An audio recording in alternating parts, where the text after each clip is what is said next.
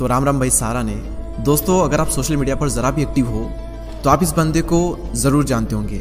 ये है अंकित बैनपुरिया, जिसने पिछले कुछ दिनों में सोशल मीडिया को हिला कर रख दिया। हमारे देश का पहला ऐसा इन्फ्लुएंसर जिसने पीएम के साथ में कोलैब किया। एक तरफ ऐसे क्रिएटर्स हैं जो कि महंगी गाड़ियाँ, लग्जरी लाइफस्टाइल और गाने में सिर्फ लड़कियाँ दिखा रहे हैं। वहीं देश का एक ऐसा इन्फ्लुएंसर आया जिसने मिट्टी से जुड़ा हुआ अपना जीवन बताया। एक तरफ वो क्रिएटर्स हैं जो कि hi friends, hello guys, hey guys, hello दोस्तों ये कहकर अपने वीडियो की शुरुआत करते हैं। और वहीं दूसरी ओर अंकित भाई अपनी वीडियो की शुरुआत ये कहकर करते हैं कि राम राम भाई सारा ने, यानी कि आप सभी को मेरा राम राम। एक तरफ वो लोग हैं जो कि सिटीज़ में रहते हैं और महंगे जिम इक्विपमेंट यूज़ करते हैं, और एक तरफ अंकित भाई है जो कि गाँव में रहते हैं और देसी वर्कआउट को प्रीफर करते हैं। एक तरफ वो लोग हैं जो कि अपने प्रोटीन इंटेक को पूरा करने के लिए नॉनवेज खाते हैं और तरह तरह के सप्लीमेंट यूज़ करते हैं। और एक तरफ अंकित भाई जो कि बादाम रगड़ा बनाते हैं, घी के साथ रोटी खाते हैं, दही और देसी डाइट के थ्रू अपना प्रोटीन और कार्ब्स इंटेक पूरा करते हैं। एक तरफ वो लोग हैं जो कि अपनी देसी भाषा, और कुछ लोग तो हिंदी बोलने में भी शर्माते हैं और स्मार्ट बनने के लिए इंग्लिश के वर्ड्स का यूज़ करते हैं। और एक तरफ अंकित भाई है जो कि गर्व से अपनी देशी भाषा हरियाणवी बोलते हैं और इसमें कोई शर्म नहीं करते। एक तरफ ऐसे लोग हैं जो कि अच्छी अच्छी होटल्स में जाकर प्रोफेशनल वीडियो शूट करते हैं और उनके फिर भी व्यूज़ नहीं आते हैं। और वहीं पर अंकित भाई खाट पर सोते हैं, मिट्टी में रहकर वीडियोस बनाते हैं और डेली मिलियंस में इनके व्यूज़ आते हैं। मैं किसी भी ऐसे क्रिएटर को नहीं जानता जो कि डेली कंटेंट पब्लिश करता है और उसके रील्स पर इतने ज़्यादा व्यूज़ हैं। तो क्या हुआ, क्यों हुआ और कैसे हुआ, आइए जानते हैं हम इस वीडियो में।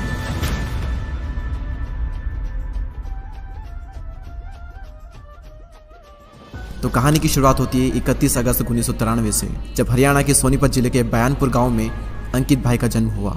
जी हाँ, बयानपुरिया इनका सरनेम नहीं है, ये इनके गांव का नाम है, लेकिन अब ये इनका सरनेम बन चुका है क्योंकि जब दंगल होता है तो हर पहलवान के पीछे उसके गांव का नाम जुड़ता है। और अंकित भाई पहले काफ़ी दंगल खेल चुके हैं और तब से ही लोग अंकित भाई को अंकित बैनपुरिया के नाम से जानने लगे। अंकित भाई भी एक नॉर्मल इंडियन फैमिली की तरह लोअर मिडिल क्लास फैमिली से बिलोंग करते थे। गाँव में ही ये स्कूल जाते थे और स्कूल टाइम में ही कुछ ऐसा हुआ इनके साथ में जिसका बहुत बड़ा हाथ है, जिस वजह से आज ये इस फील्ड में है। अंकित भाई बचपन से ही पढ़ाई में बहुत ही अच्छे थे और क्लास के मॉनिटर भी थे। एक बार एग्जाम चल रही थी और अंकित भाई एग्जाम दे रहे थे, तो जैसे ही उन्होंने अपना पेपर कंप्लीट किया तभी एक बच्चे ने उनका पेपर उनसे छीन लिया और उस पेपर पर अपना नाम लिख दिया।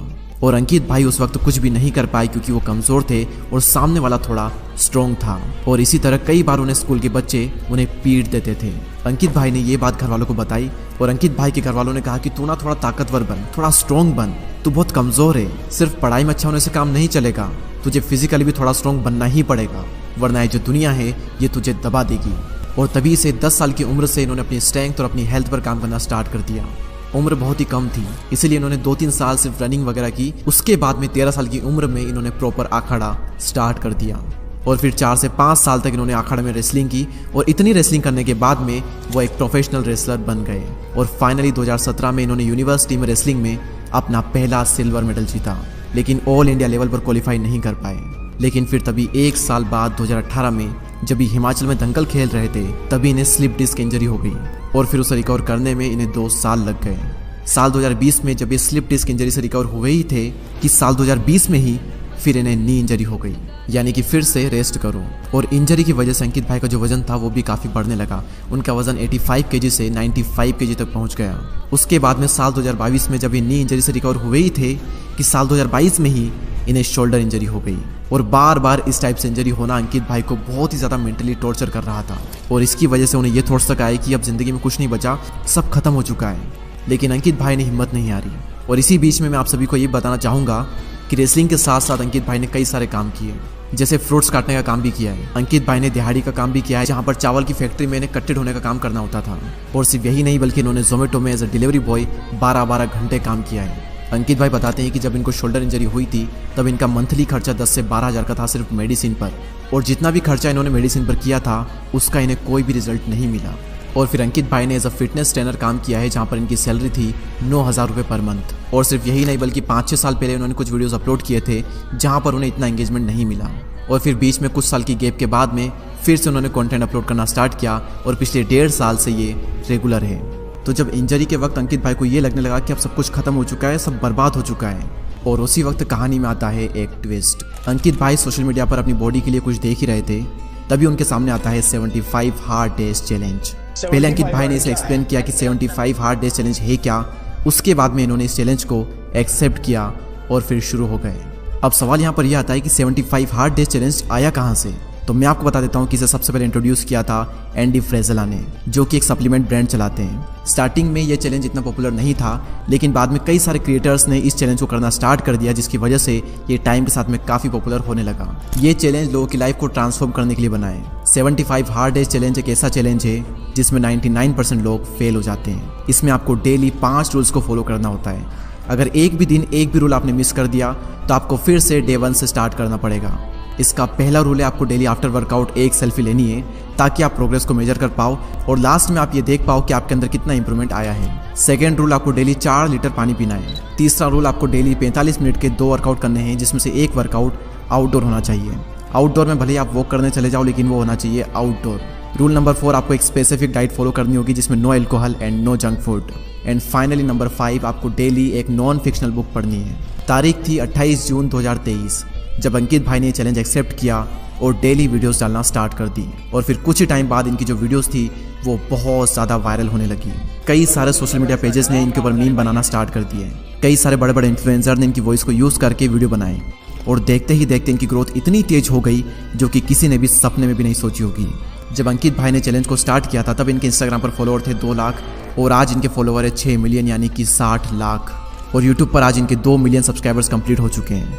पहले तो मैं अंकित भाई को पूरे देश की ओर से बधाई देता हूँ। उसके बाद में यहाँ पर सबसे बड़ा सवाल ये आता है कि 75 हार्ड डेज चैलेंज कई इन्फ्लुएंसर ने कंप्लीट किया है, लेकिन अंकित भाई में ऐसा क्या था जो कि लोगों को ये इतने पसंद आ गए और इनकी इतनी ज़्यादा ग्रोथ हो चुकी है सिर्फ इतने कम टाइम में। आखिर अंकित भाई ने ऐसा क्या खास किया? सबसे पहली चीज़, इन्होंने दिखावा बिल्कुल भी नहीं किया।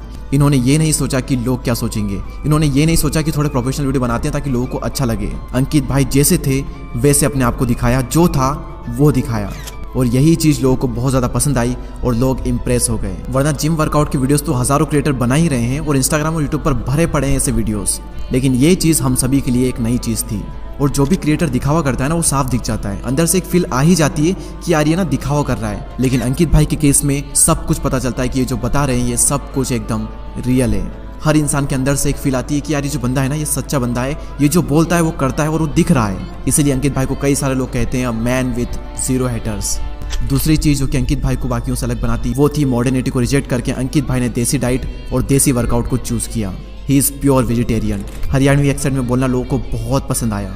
देसी खाना खाना, घी के साथ रोटी, हरी सब्जी, दही, बादाम रगड़ा पीना, ड्राई फ्रूट्स खाना और फिर वर्कआउट में पुलअप्स, पुशअप, रस्से, सपाटे, स्प्रिंट, ये सारी चीज़ें हम सबके लिए नई चीज़ थी और ये सब कुछ एकदम देसी है। तीसरी चीज़ जिसकी वजह से अंकित भाई को लोग इतना ज़्यादा पसंद कर रहे हैं वो है उनकी हम्बलनेस और उनका डाउन टू अर्थ नेचर। और भी ऐसी कई सारी चीज़ें हैं जो कि लोगों को बहुत पसंद आती है। जैसे वो सनातन धर्म को फॉलो करते हैं, वो एक प्योर सोल है, वो कभी भी हेट नहीं फैलाते, ब्रह्मचर्य को फॉलो करते हैं। और जब नॉन फिक्शनल बुक पढ़नी थी तो इन्होंने चुना भगवद गीता को और श्रीमद् भगवद गीता को पढ़ना लोगों के दिल को टच कर गई। ये है एक रियल इन्फ्लुएंसर जो कि लोगों को जिंदगी जीना सिखा रहा है। Maggi, pizza, burger, cold drink, hotel का खाना, ये सारी चीज़ें अवॉइड करके घर का बना हुआ देसी खाना, दही, घी, रोटी, ये सब खाने के लिए इंस्पायर कर रहा है। घर में पड़े पड़े नेटफ्लिक्स, प्राइम वीडियोस पर मूवीज़, वेब सीरीज ना देख करके वर्कआउट करके अपनी बॉडी को सही करना, स्ट्रॉन्ग बनाने के लिए ये लोगों को इंस्पायर कर रहा है। अंकित भाई अपनी रील्स के माध्यम से पूरे देश को बताना चाहते हैं कि 6 से 7 घंटे डेली फोन ना चला करके भगवद गीता को पढ़ा जाए। अभी रिसेंटली मोदी जी ने भी अंकित भाई को इन्वाइट किया था कोलैबोरेशन के लिए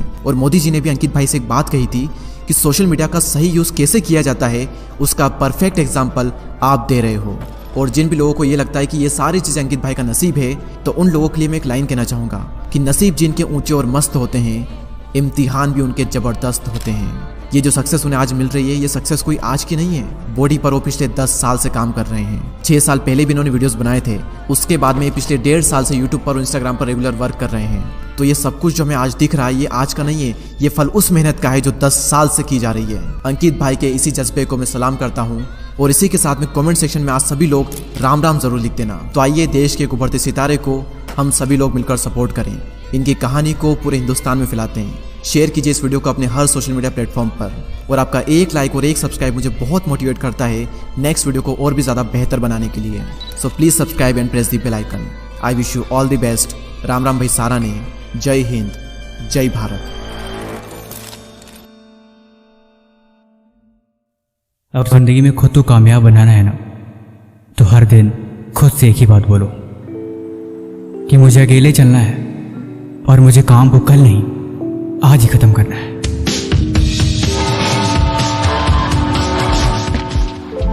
पता है, इस पूरी दुनिया में लगभग आधी से ज़्यादा आबादी कल कामयाब होने के पीछे अपने आज को बर्बाद कर देती है। लेकिन ये बात सही है कि पूरी दुनिया कल को शायद कामयाब हो जाए, लेकिन जो आज मेहनत करते हैं वो उसी दिन कामयाब हो जाते हैं। इसीलिए कल के बहाने को छोड़ के जो भी काम है उसे आज ही ख़त्म करना सीखो। बहाने बना के उस काम को उसी दिन पूरा करना सीखो। अकेले चलना सीखो, अकेले मेहनत करना सीखो। ये मत बोलो कि कल किताब पढ़ूंगा, ये मत बोलो इस काम को कल पूरा करूंगा। जो भी है, जैसा भी है, उसे उसी दिन पूरा करने की हिम्मत रखो। क्या होगा अगर सूरज बोले कि मैं आज नहीं कल निकलूंगा? क्या होगा अगर फूल ये बोले कि आज नहीं मैं कल खिलूंगा? आधे ज़िंदगी तो हमारी बस यूं ही बर्बाद हो जाती है कि उस काम को मैं कल करूंगा और उसके भरोसे करूंगा। ज़िंदगी किसी के भरोसे नहीं चलती और ना इस दुनिया में कभी किसी के भरोसे कोई काम होता है। तुम अपने भाई के मालिक खुद हो और इस बात को मैं 1000 बार समझा चुका हूँ। तुम्हारी हाथों की लकीर और तुम्हारी तकदीर तुम्हारे हाथों में ही है। इसमें किस्मत का कोई योगदान नहीं। किस्मत मिलती होगी उसे यकीनन जो लोग किस्मत वाले होते होंगे, लेकिन जो मेहनत करते हैं उनकी किस्मत किसी भी वक्त पलट सकती है। एग्ज़ाम में जिसको पास होना होता है वो रात के 2-2 बजे तक बैठ के पढ़ाई करते हैं। जिसको अपने कल को बेहतर बनाना होता है वो दिन रात मेहनत करते हैं। लेकिन जिसको कुछ नहीं करना होता वो हमेशा बहाने बनाते हैं और काम को कल पे टालते हैं।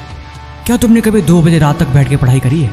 या कभी तुमने खुद के बारे में सोचा है कि यार बात तो सही है, मैं तो मेरे लिए कुछ नहीं कर रहा। पूरी दुनिया अपनी दौड़ में हाजिर है। वो हर दिन तुम्हारे सर पे पाँव रख के कुचल के आगे जाने को तैयार बैठी है। तुम बहुत पीछे रह जाओगे, तुम वहीं बैठे ही रह जाओगे। तुम फेल हो जाओगे अगर तुम अपने हिस्से की तैयारी नहीं करोगे। ज़िंदगी में एक बात हमेशा याद रखना, अपनी किस्मत को बदलने वाले और अपनी तकदीर को पलटने वाले वो लोग बड़े ही खुफिया होते हैं। वो दिखेंगे शरीफ से, लेकिन मेहनत हमेशा अकेले में करते हैं। वो खामोश होते हैं, वो लोगों से कुछ बोलते नहीं, लेकिन फिर भी अपनी तैयारी जारी रखते हैं। वो दुनिया की खबर जरूर रखते हैं, लेकिन वो दुनिया में अपनी खबर फैला के रहते हैं। इसीलिए हर चीज़ का मजा लो ज़िंदगी में। हर एक काम अपने अपने हिसाब से करो, लेकिन ज़िंदगी में अपना मकसद वो भी याद रखो। अगर दिन में घूमना ज़रूरी है तो रात में पढ़ना भी ज़रूरी है। अगर रात में सोना ज़रूरी है तो फिर दिन में मेहनत करना भी ज़रूरी है। तुम्हारे पास क्या है क्या नहीं है, तुम क्या कर सकते हो क्या नहीं कर सकते, ये सब बहाने छोड़ो, क्योंकि ज़िंदगी को इससे कोई मतलब नहीं। इसीलिए तुम्हें हर हाल में कामयाब होना ज़रूरी है।